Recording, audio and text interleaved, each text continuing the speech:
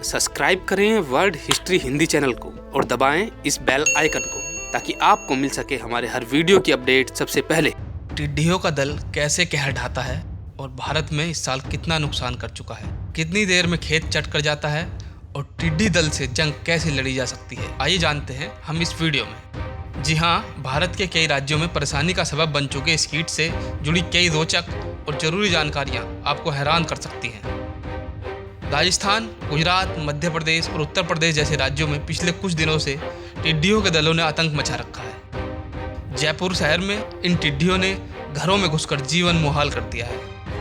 यह पहली बार नहीं है कि टिड्डियों ने हमला किया हो। 1993 में पिछला सबसे बड़ा हमला हुआ था, लेकिन इस बार का हमला उससे भी बड़ा माना जा रहा है।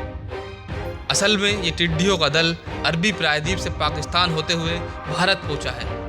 इससे पहले यह अफ्रीकी देशों में भी तबाही मचा चुका है।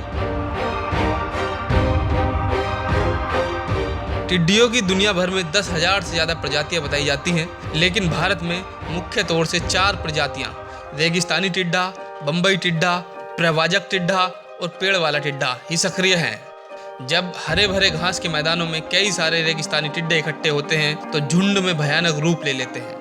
FAO की माने तो रेगिस्तानी टिड्डे दुनिया की 10% आबादी की जिंदगी को प्रभावित करते हैं, इसीलिए इन्हें दुनिया का सबसे खतरनाक कीट कहा जाता है। आसमान में उड़ते टिड्डी दलों में करीब 10 अरब टिड्डे तक हो सकते हैं। यह झुंड एक दिन में 13 किलोमीटर प्रति घंटे की रफ्तार से करीब 200 किलोमीटर तक का सफर नाप सकते हैं।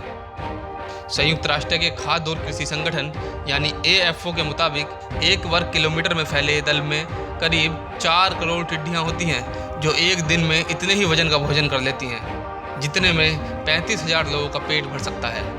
अगर प्रति व्यक्ति प्रतिदिन 2.3 किलोग्राम भोजन का औसत लिया जाए तो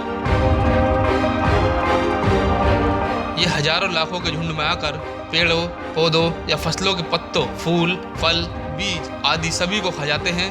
ये इतनी संख्या में पेड़ों पर बैठते हैं कि उनके भार से पेड़ टूट सकता है। एक टिड्डा अपने वजन के बराबर भोजन चट कर सकता है, यानी कम से कम 2 ग्राम। भारत में ताजा हमलों को लेकर खबरों के मुताबिक ये टिड्डी दल ईरान के रास्ते पाकिस्तान से होते हुए भारत पहुंचे हैं। पहले पंजाब, राजस्थान में फसलों को नुकसान पहुंचाने के बाद हमलावर टिड्डियों के आगरा पहुंचने की आशंका थी, लेकिन ये झांसी पहुंचे और इसी तरह एक टिड्डी दल जयपुर पहुंचा। इसने इस साल के शुरुआती महीनों में अफ्रीका में, खास तौर से केन्या और इथियोपिया में कहर ढाया। इसके बाद अरबी देशों के रास्ते से टिड्डी दलों ने यहाँ तक का सफर किया। ग्लोबल वार्मिंग के चलते मौसम में आए बदलाव को कारण माना जा रहा है कि टिड्डी दलों की आबादी और हमले बढ़ रहे हैं।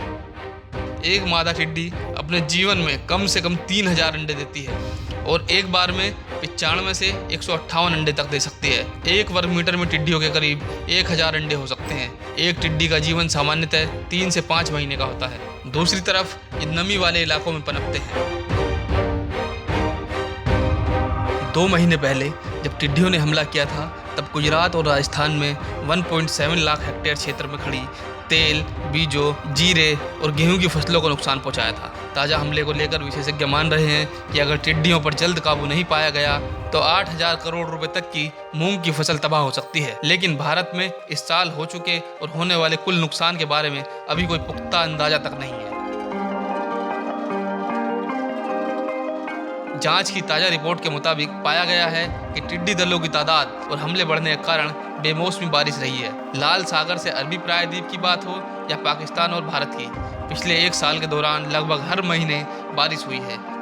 बेमौसम बारिश से नमी पाकर यह कीट भयानक रूप से बढ़े हैं। हमला हो जाने की दशा में टिड्डियों पर काबू पाना मुश्किल होता है, क्योंकि इसके लिए कीटनाशक का हवाई छिड़काव या विशालकाय स्प्रेयर से स्प्रे किया जाना होता है। भारत में यह सुविधा अभी तक दुर्लभ ही है।